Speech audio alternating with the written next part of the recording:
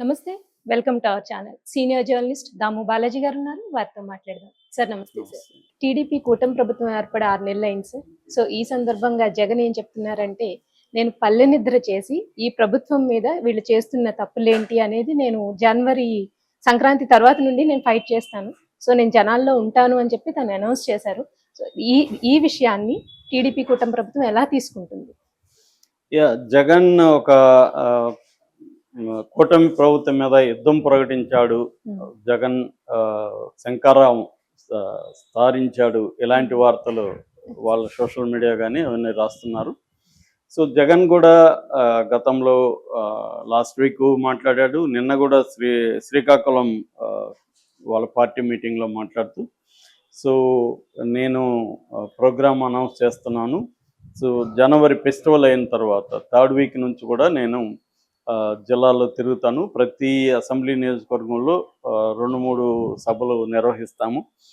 దాని తర్వాత నేను 2 రోజుల పాటు అక్కడే పడుకుంటాను, నిద్రపోతాను. సో నిద్ర కూడా చేస్తాను. కాబట్టి నేను ప్రజల్లో ఉంటాను. ఈ ప్రభుత్వం మీద పోరాడాల్సిన సమయం ఆసన్నమైంది. ఇప్పుడు మనం ధైర్యంగా ప్రజల్లోకి వెళ్ళొచ్చు. ఎందుకంటే 6 నెలల్లో సూపర్ 6 లేదు, సూపర్ 7 లేదు. గవర్నమెంట్ ఖర్చు అన్ని రకాలుగా ఫెయిల్ అయింది. ఎడ్యుకేషన్ సెక్టర్ కంప్లీట్గా ఇదైంది. పిల్లలకి ఇస్తామన్న ప్రతి బిడ్డకి ఇస్తామన్న డబ్బులు ఇవ్వలేదు. అట్లాగే రైతులకి ఇస్తామన్న 20,000 ఇవ్వలేదు. అట్లాగే హాస్పిటల్స్ కూడా వైద్య రంగాన్ని కూడా పక్కన పెట్టారు. ఆరోగ్యశ్రీకి రావాల్సిన 2,800 కోట్లు అట్లాగే పెండింగ్లో పెట్టారు. వసతి దీవెన 11,000 అది ఇవ్వట్లేదు. తర్వాత 108, 104 సిబ్బందికి జీతాలు 4 నెలల నుంచి జీతాలు ఇవ్వట్లేదు. ఇట్లా మొత్తం సమస్యల్ని కూడా ఆయన ఏకరువు చేశాడు. సో దీంతో మనం ఇప్పుడు ధైర్యంగా పోవచ్చు. అప్పుడు మనం 99% ఇది చేసాము, హామీల్ని నెరవేర్చాము. మనం ముందే బడ్జెట్లోనే క్లియర్గా కేటాయింపు చేసి క్యాలెండర్ రిలీజ్ చేసి దాన్ని బట్టి వెళ్ళాము. ఇక్కడ అసలు బడ్జెట్లో ఏ రకమైన కేటాయింపులు కూడా చేయలేదు చంద్రబాబు నాయుడు. ఓన్లీ ఈ 6 నెలల్లో చేస్తున్నది ఏమంటే ప్రజల మీద దమనకాండ చేస్తున్నాడు. మన పార్టీ వాళ్ళని అరెస్టులు చేస్తున్నారు, కేసులు పెడుతున్నారు. ఇవి తప్ప అభివృద్ధి కానీ సంక్షేమం కానీ పక్కన పెట్టారు. దీని మీద మనం పోరాడాల్సిన సమయం ఆసన్నమైంది. అయితే మీరు ఏ రకంగానూ భయపడకండి. ప్రతిపక్షాల్లో ఉంటే కష్టాలు అనేది మామూలే, దాన్ని మనం తట్టుకోవాలా. నన్ను చూసి నేర్చుకోండి. నేను 16 నెలలు జైల్లో ఉన్నాను, నాకు బెయిల్ రాలేదు, అయినా కూడా నేను పట్టు వదలకుండా పోరాటం చేశాను. అందుకే నేను 150 సీట్లు ఇచ్చారు. మనకు ఆల్రెడీ అప్పట్లో మనకి 50% ఓట్లు వస్తే ఇప్పుడు కూడా 40% వచ్చాయి. మనమేం ఆందోళన చెందాల్సిన అవసరం లేదు. ఈ 10% కూడా ఎందుకు జరిగిందంటే మనం పలావిస్తున్నాము, చంద్రబాబు బిర్యానీ ఇస్తానని హామీ ఇచ్చాడు. ప్రజలు కొంత బిర్యానీకి ఆశపడ్డారు. ఇప్పుడు బిర్యానీ పోయింది, పలావ్ కూడా ఇవ్వట్లేదు. సో కాబట్టి మనం పోరాడాలి అని చెప్పాడు. ముఖ్యంగా ఏంటంటే 20,000 రైతులకి ఇవ్వాలి, పెట్టుబడి ఇవ్వాలి. తర్వాత మద్దతు, వాళ్ళ ధాన్యానికి మద్దతు ధర ప్రకటించాలి, ఉచిత బీమాని పునరుద్ధరించాలి. ఇది ప్రధానంగా ఆయన డిమాండ్స్లో ఒకటి. సో అట్లాగే పవర్ బిల్స్ విపరీతంగా పెరిగిపోయినాయి. దానికి కూడా నా మీద వేస్తున్నారు. ఈ ప్రభుత్వం అసమర్థతని నా మీదకి చెప్తున్నారు. అట్లాగే ఫీజు రీయింబర్స్మెంట్ అనేది కూడా చేయట్లేదు. ఇలాగ మొత్తంగా ఈ 6 నెలల్లో కూటమి ప్రభుత్వ వైఫల్యాలు ఏవేవి ఉన్నాయి దాని మీద పోరాడాలి. సో ఇది ప్రకటించాడు. అంటే ఇప్పుడు జగన్ చంద్రబాబు ప్రభుత్వం ఈ వర్సెస్ ఈ రెండు కలిసి మనం మాట్లాడుకుంటే జగన్ ముందున్న కర్తవ్యం ఏంటి ఇవాళ అంటే, అన్ని రకాలుగా జగన్ ఒక సంక్షోభంలో ఉన్నట్టుగా, క్రైసిస్లో ఉన్నట్టుగా అర్థమవుతుంది. ఒకటేంటంటే పార్టీ నుంచి చాలామంది ప్రముఖులు బయటికి వెళ్ళిపోయే పరిస్థితి ఒకటి క్లియర్ కనబడుతుంది. తెలుగుదేశంలో చేరుతున్నారు, జనసేనలో చేరుతున్నారు. రెండవది తన సోషల్ మీడియా, జగన్ బలం, జగన్తో చంద్రబాబును పోల్చినప్పుడు చంద్రబాబుకి మెయిన్ స్ట్రీమ్ మీడియా చాలా స్ట్రాంగ్గా ఉంటుంది. జగన్కి మెయిన్ స్ట్రీమ్ మీడియా అంటే ఒక సాక్షి తప్ప పెద్దగా లేదు. TV9, NTV లాంటివి ఎలక్షన్ ముందు కొంత చేసాయి, కానీ ఇప్పుడు గట్టిగా జగన్ వైపు ఉండి గట్టిగా తెలుగుదేశం మీడియా రోల్ ఎలా ఉందో ఆ స్థాయిలో జగన్కి లేవు. అవి ఉండేది ఒక సాక్షి ఇన్ఎఫెక్టివ్ అనేది అందరూ ఈవెన్ వైసీపీ వాళ్ళు కూడా సాక్షి పేపర్ అంటేనే పట్టించుకోరు. ఇది పనికి మాలిన పేపర్ అన్నట్టుగా మీడియా అన్నట్టుగా చూస్తారు. ఎందుకంటే అది ఎఫెక్టివ్గా పనిచేయట్లేదు అనేది ఎప్పటి నుంచో ఉన్న విమర్శ. కాబట్టి వాళ్ళకి స్ట్రాంగ్గా ఉండేది సోషల్ మీడియా. దాన్ని క్రాక్ చేయడానికి చంద్రబాబు ప్రభుత్వం ప్లాన్ చేసుకుంది.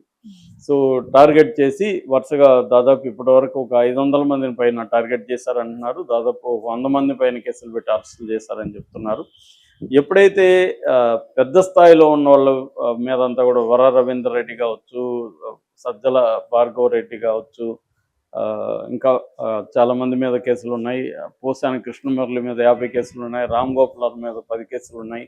శ్రీరెడ్డి మీద ఎక్కడ చూసిన కేసులు ఉన్నాయి. ఇలాంటి వాళ్ళు చేస్తున్నప్పుడు శ్రీరెడ్డి ఆల్రెడీ కాళ్ళు పట్టుకునే పరిస్థితికి వచ్చింది. ఈయన కూడా పోసాని కూడా నేను రాజకీయాల నుంచి విరమిస్తున్నాను, నన్ను వదిలేను అన్నట్టుగా ఆయన మాట్లాడాడు. ఇంకా ఆలీ లాంటి వాళ్ళు వెళ్ళిపోయారు. ఇంకా ఆర్జీవీ లాంటి వాళ్ళు పోరాడుతున్నారు. కానీ ఆర్జీవీ ఏమి వైసీపీ ఆయన కాదు, వైసీపీ లాయలిస్ట్ కాదు. రేపు పొద్దున జగన్ క్యాంటీకి సినిమా తీయడానికి కూడా గ్యారంటీ లేదు. ఆయనకి ఏంటంటే ఆయన సర్వైవల్కై ఆయనకి ఎవరు డబ్బులు ఒక 1 yearకి సరిపడి భత్యం ఎవరైనా ఇస్తే వాళ్ళకి నచ్చినట్టు సినిమా తీస్తాడు ఆయన. ఆయన పోయేదేం లేదు. ఎందుకంటే ఆయన సినిమాలు కూడా ఆయన తీయడు, వాళ్ళ అసిస్టెంట్లు ఎవరో తీస్తారు.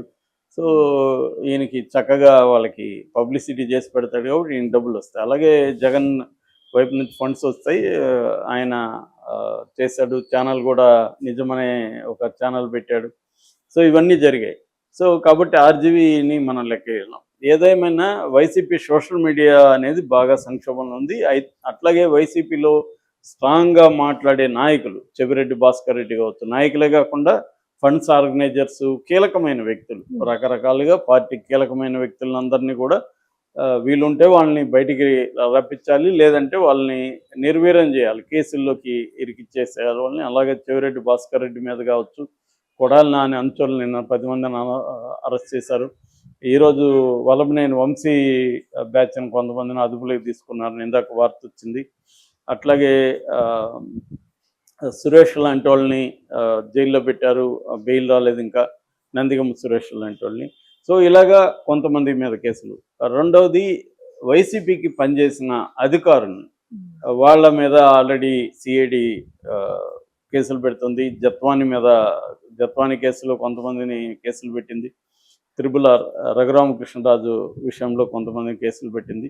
ఇలాగా మల్టీఫోల్డ్గా వాళ్ళ వైసీపీ పార్టీని నిర్వీర్యం చేసే ఒక ప్రోగ్రామ్ని చంద్రబాబు ప్రభుత్వం చేసింది. గతంలో జగన్ ఇంతకంటే ఎక్కువే చేశాడు, తెలుగుదేశం వాళ్ళని కూడా చేశాడు. ఇప్పుడు నేను ఇక్కడ మంచి చెడ్డలు మాట్లాడుతున్నాను, ఏం జరుగుతుంది చెప్తున్నా. సో దీనివల్ల జగన్కి ఏంది, పార్టీ మీద ఈ దాడుల్ని జగన్ ఎలా ఎదుర్కోవాలి అనే దగ్గర జగన్ ఫెయిల్యూర్ కనబడుతుంది. జగన్ ఫెయిల్యూర్ కారణాలు ఏంటంటే, జగన్ గతంలో అధికారం ఉన్నప్పుడు పార్టీని కానీ, కేడర్ని కానీ, ద్వితీయ శ్రేణి నాయకులను కానీ పట్టించుకోలేదు. చివరికి తన సొంత రెడ్డి సామాజిక వర్గం వాళ్ళు కూడా పట్టించుకోవాలన్న ఆరోపణలు జగన్ ప్రభుత్వంలో ఉన్నప్పుడే వచ్చాయి.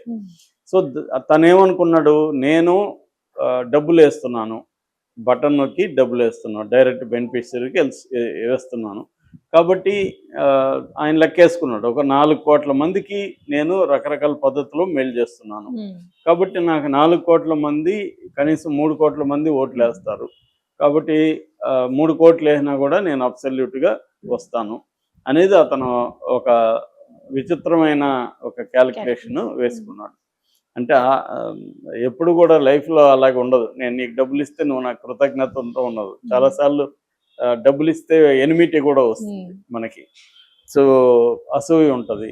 రెండోది, వీడికి బాగా డబ్బులు ఉంది కదా, వీడికి ఎగ్గొడితే ఏమనుకోవచ్చు, మామూలుగా పర్సనల్ లైఫ్లోనే అలా ఉంటుంది.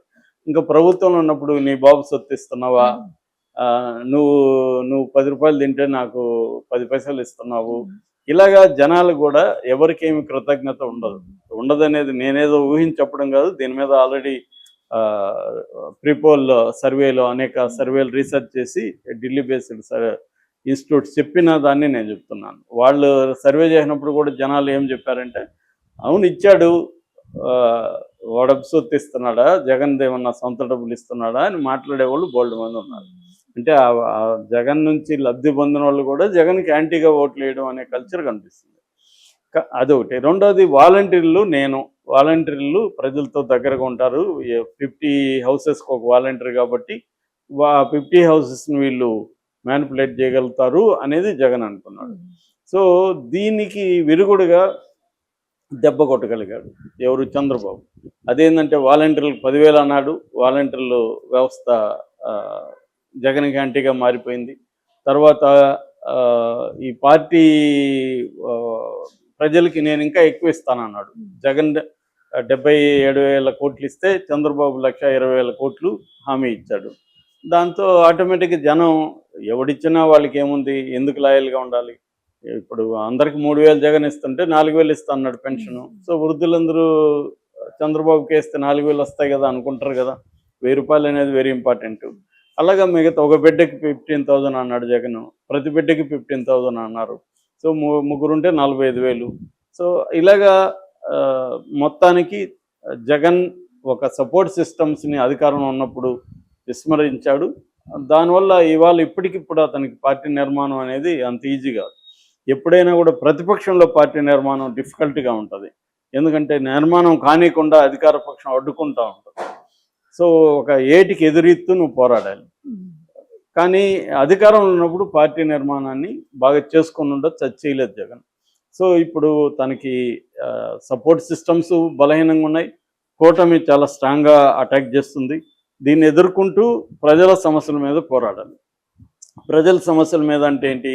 ఈ హామీలు నెరవేర్చలేదు. చంద్రబాబు కూడా ఆయనకు తెలుసు టైమింగ్ అనేది ఇంపార్టెంట్ రాజకీయాల్లో. ఎప్పుడు ఏ హామీ నెరవేర్చాలో తనకు ఒక ప్లాన్ ఉంది. దాన్ని బట్టి ఆయన వెళ్తున్నారు. కాబట్టి జగన్కి వెరీ వెరీ డిఫికల్ట్ సిచ్యువేషను. యుద్ధం అనేది జగన్ తన మీద తాను చేసుకోవాలి తప్ప ఇప్పుడు ప్రభుత్వం మీద యుద్ధం చేసే స్థాయి లేదు. తన మీద తాను చేసుకోవడం అంటే తను మారాలి. ఇప్పటికి కూడా జగన్ మీద అసంతృప్తులే కనిపిస్తున్నాయి వాళ్ళ సానుభూతి పరుల నుంచి కూడా. ఇప్పటికి కూడా తను సేమ్ బ్యాచ్ని కంటిన్యూ చేస్తున్నాడు కోటరీగా. అదే ముఖాలు కనిపిస్తున్నాయి, కొత్త ముఖాలు లేవు. కేడర్తో వెళ్ళి మాట్లాడడం అది చేయాలి, కేడర్కి ఇంపార్టెన్స్ ఇవ్వాలి. ఇప్పటికీ లీగల్ సిస్టమ్ లేదు. కేసులు పెడతా ఉంటే వాళ్ళని పట్టించుకునే వాళ్ళు లేరు. మాటలు వినపడుతున్నాయి తప్ప బాధలు అనిపిస్తుండేది వాళ్ళే. సో ఇటువంటి అంటే లీగల్ నెట్వర్క్ లేదు, పార్టీ నెట్వర్క్ లేదు, వ్యవస్థల్లో జగన్కి పట్టు లేదు. ఇవేవీ లేకుండా ఎలా చంద్రబాబు లాంటి వ్యక్తితో పార్టీతో పోరాడతాడు? ఎందుకంటే కేంద్రంలో చంద్రబాబు చాలా ఇంపార్టెన్స్ ఉంది కాబట్టి మోడీ సపోర్ట్ ఉంది. ఇటు పవన్ కళ్యాణ్ స్ట్రాంగ్గా ఉన్నాడు జగన్ క్యాంటీగా. ఈ మొత్తం శక్తులన్నీ జగన్ క్యాంటీగా ఉన్న పరిస్థితుల్లో జగన్ నిజంగానే ఆ స్థాయిలో పోరాడగలరా అనేది వాళ్ళ అందరికీ ఉన్న డౌట్. అది మరి చూడాల్సిందే. Right sir, thank you sir.